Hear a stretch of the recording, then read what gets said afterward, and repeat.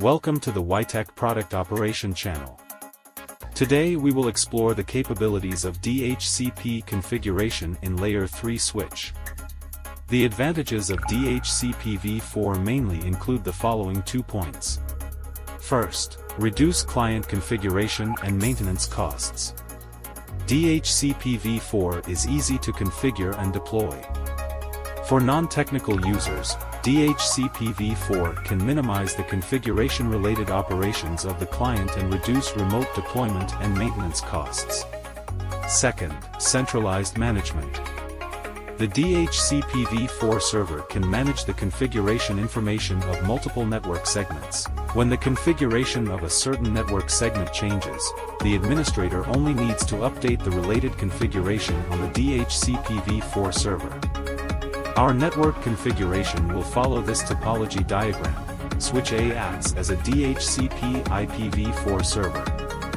PCs in network segment 192.168.10.0/24 are fixed terminals, and network segment 192.168.20.0/24 is used for temporary access by terminals. To facilitate unified management, the administrator hopes that terminals can automatically obtain IPv4 addresses and DNS server IPv4 addresses. The configuration idea is: first, the IPv4 address lease of PCs, client 1, in the network segment 192.168.10.0/24 is configured as 30 days. Second, the network segment 192.168.20.0/24 is for client 2, temporary access to the network, and the IPv4 address lease is configured as 2 days. Next, we start the configuration, which is divided into 8 steps. Step 1: log into switch A.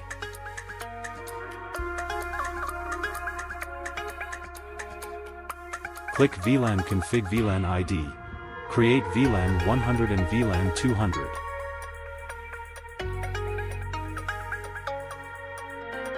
Step 2. Click Port Config, add port 1 to VLAN 100 and port 2 to VLAN 200.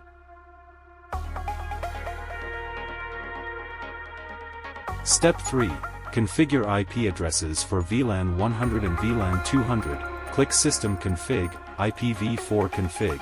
VLAN interface, choose VLAN 100, static mode, and fill in the IP address and net mask. VLAN 200 is also these steps. Step 4. Enable the DHCP function. Click DHCP config, enable global config. Step 5. Address pool name. Click address pool, add VLAN 100 and VLAN 200.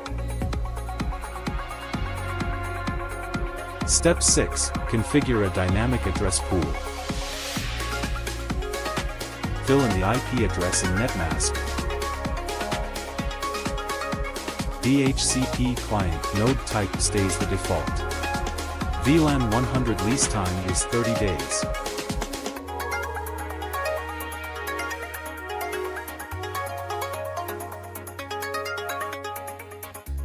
VLAN 200 lease time, choose 2 days. Step 7. Go to the default gateway, fill in the IP address.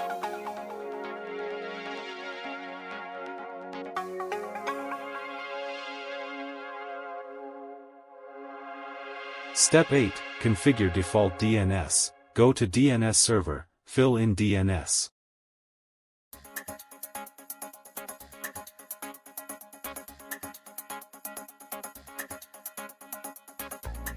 The configuration steps are completed. Let's start the verification session. We use the computer to access port 2 of switch B and switch C respectively, and go to the command line to check the IP, and you can see the IP addresses of VLAN 100 and VLAN 200 automatically assigned by DHCP, which indicates that the DHCP server has been successfully configured.